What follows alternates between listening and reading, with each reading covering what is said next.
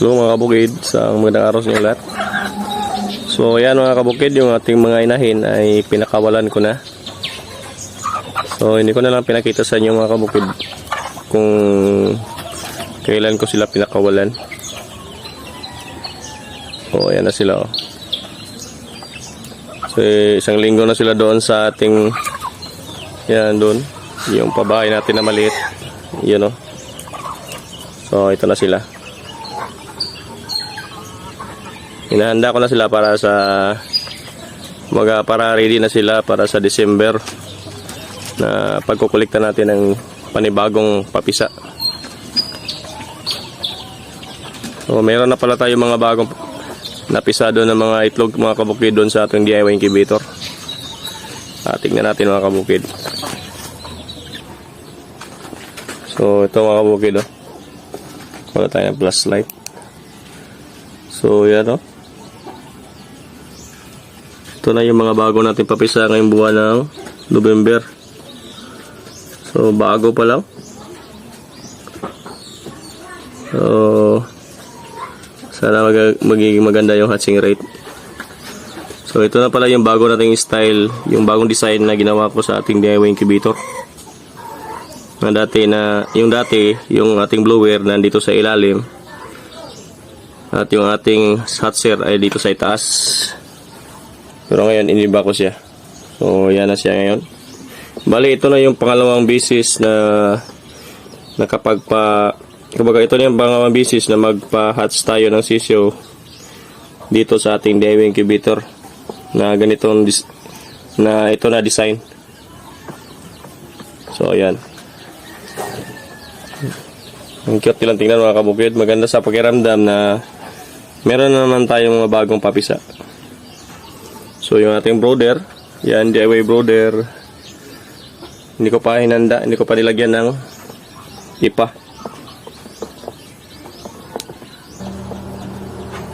So yan mga kabukid, oh, mandar na siya. Umandar siya umabot siya ng 37.3. So yan, mamamatay yan yung ilaw pag umabot na siya ng 38.0. So yung humidity natin 67. So hindi lang ako naglagay ng tubig mga kabukid kasi meron tayong second batch. Kasi ang mangyayari pag nilagay natin ng tubig, yung second batch malulunod yung mga sisiw. Kaya ngayon hindi ko na lang muna nilagyan. Sinong dati nilagyan ko, meron na lunod na sisiw. So tinignan ko rin yung kanyang air pocket. Okay naman siya. Normal lang, kaya normal yung kanyang air pocket. Pero pag nilagyan natin ng tubig yan, tataas yung air pocket niya, malulunod yung sisyo. Kaya wag muna.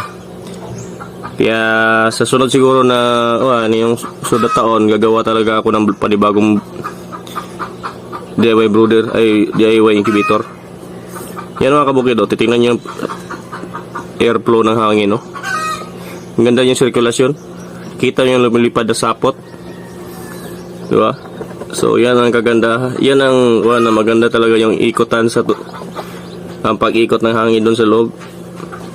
Kaya mabilis lang mapisa yung mga sisiw.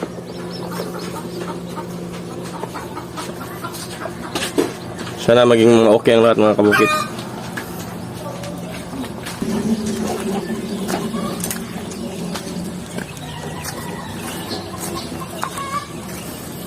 So may pasaway na naman mga kabukid oh. Lumabas na naman oh. Ayan oh. Ewan ko na lang. Tit! Tit! Pasaway! Lapit pa naman ng bituka. So yan. Kakapakain ko lang sa kanila mga kabukid. Tit! So ayun hello. Lalaki na ng mga butsi oh. Yan o.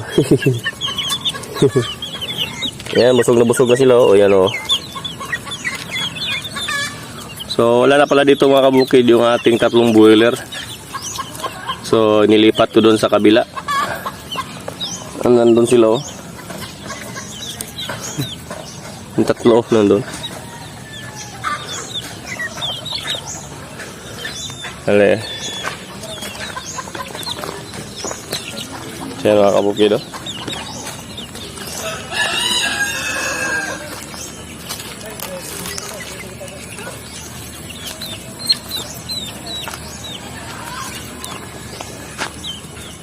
Yung isa mga kabukid, yung sisi, oh. Sunod ng sunod sa akin ito mga kabukid, oh. Ito mga kabukid, oh. Sunod ng sunod, oh. Yung pag nasaan ako, sumusunod. Ah, sweet naman ito. So yan sila mga kabukid. Ang bilis lang nilang kumain. Ayan, oh, may naiwan pa, oh. So yan mga kabukid, babalik-balikan lang nila to hanggang tanghali.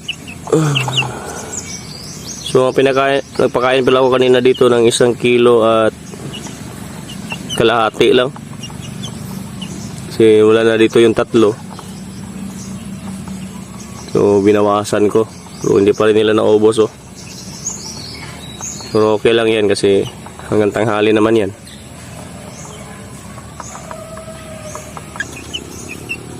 So kahapon pala dito mga kabukid kasi linggo. So rotation na isa na yun sa mga ginagawa natin dito na rotation pag linggo ay bacterial flushing. So yung pagbabacterial flushing ko dito mga kabukid, simple lang naman. Hindi naman ako gumagamit ng mga yung binibili ng mga pang antibacterial kasi wala naman tayong budget. Mahal kasi siya. So ang ginagamit ko ay yung Sunrox lang. Disclaimer lang mga kabukid, hindi ako endorser ng Sunrox, ha. So yan na yung ginagamit ko, matagal na. Mula nung pag-umpisa ko dito sa pag-alaga ng mga manok, yun na. Wala na akong ibang ginagamit pa. So doon ako nakakamura. Siguro pag may budget, siguro ako na meron akong budget, gagamit rin siguro ako ng mga binibili sa mga agribet, yung pang antibacterial talaga. Tulad sa akin, wala pa naman sapat na budget, nag-uumpisa pa lamang. So dito na muna tayo sa kung saan tayo pwede makamura, yung kaya lang sa ating budget. So yung ating mga alaga nandito sa ilalim, hindi maklaro. Ayan, oh. So dyan lang sila mga kabukid, oh.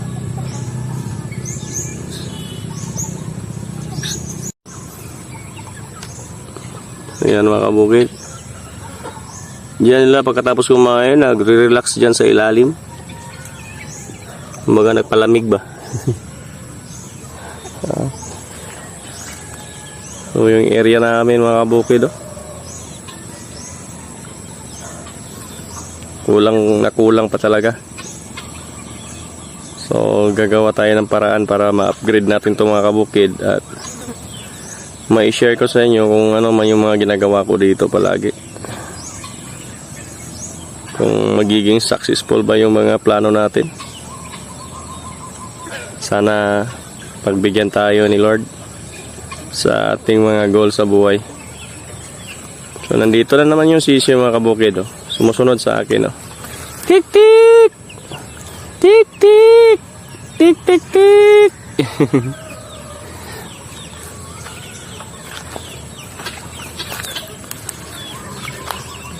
So ito mga kabukid, ito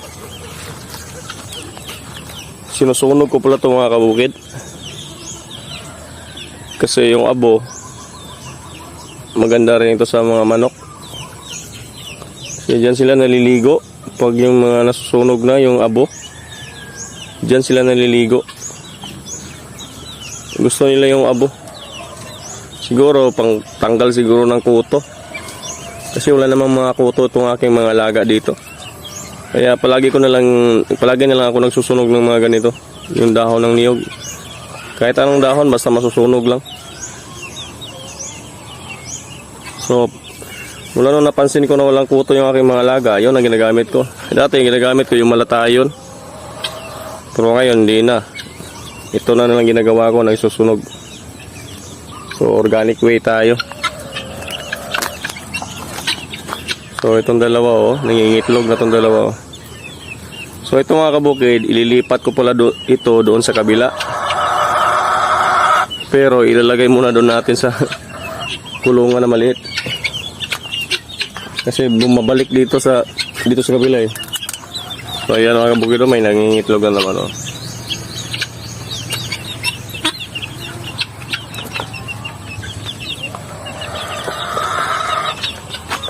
So sana maging okay ang lahat mga kabukid, lumaki sila ng maganda at maayos para maging successful yung ating mga plano sa buhay.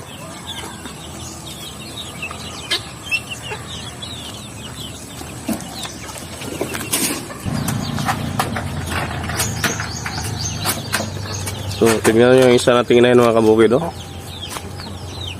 Diyan sa gusto pumugad eh, may pugad naman dun sa kabila na ginawa ko. So ngayon mga kabukid, nag-dry feeding pala ako ngayon sa ating mga alaga. So dinamihan ko yung pagkain ngayon para may matira talaga, sinadya ko to para pabalik-balik lang sila.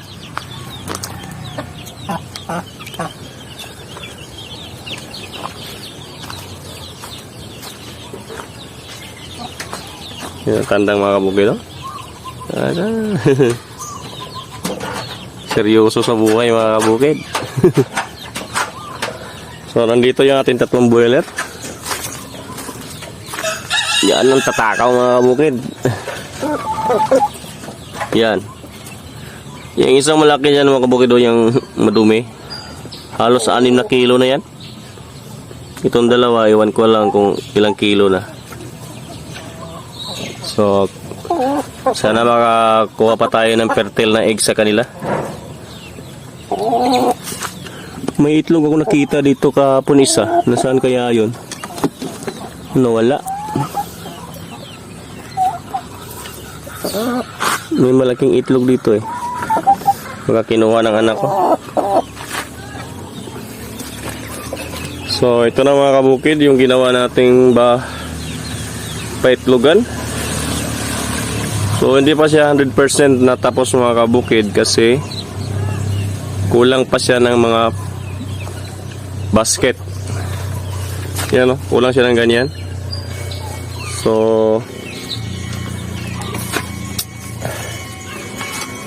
yan o, dikit-dikit lang.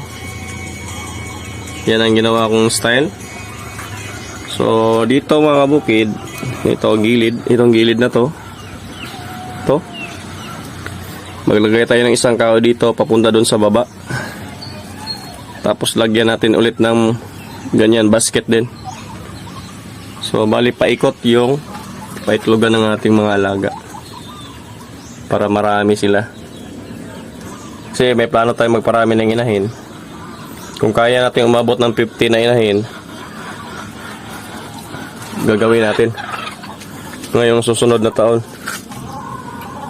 So baka mayroon tayong budget na pera para pandagdag sa pagkain nila. Para kung makabili man tayo ng range net, at least makaparami talaga tayo ng sisiw. Para tingnan natin kung may kita ba talaga yung pag-aalaga ng native na manok. So simple lang mga kabukid. No, napinatong ko lang. Hindi pa to natapos. So bibili pa ako ng yung basket. Yan mga kabukid oh. Mabilis lang ginawa. Natigil ko pa to ng isang araw mga kabukid na ginawa ko to kasi nilagnat ako pagkatapos kong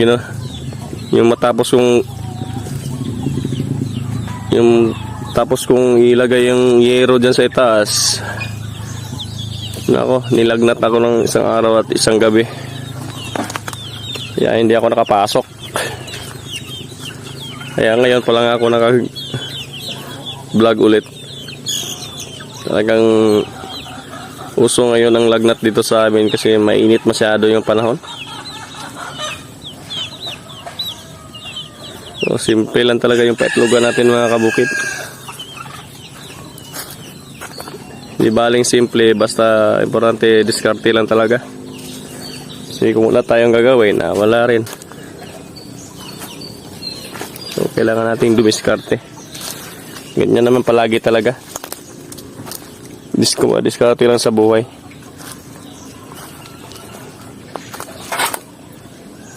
So ayan mga kabukid.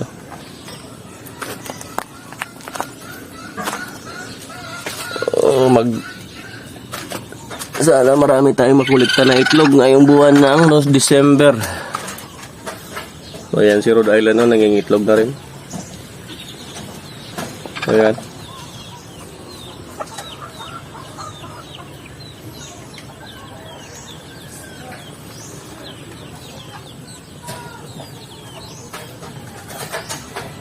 Dumi lang area mga kabukid doon, hindi pa ako nakapagwalis.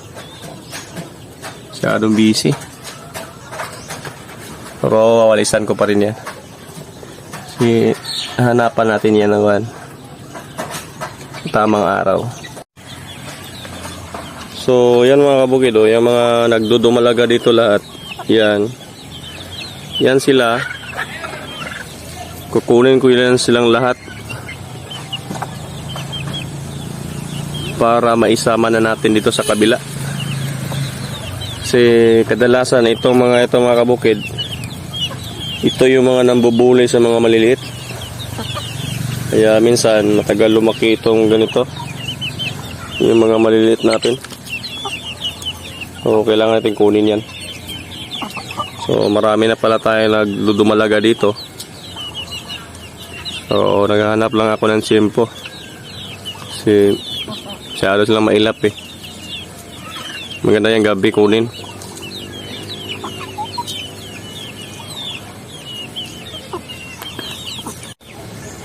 So yun lang mga kabukid. Maraming salamat pala sa inyong lahat na nag-subscribe sa akin dito sa aking munting YouTube channel. Patuloy lang tayo sa buhay at enjoy nila palagi kung ano man yung mga ginagawa. Happy farming sa inyong lahat. Bye bye mga kabukid. Happy day. Maraming salamat sa inyong lahat. At sa mga hindi pa nakapag-subscribe, baka naman kunting tulong sa aking munting YouTube channel. Bye bye.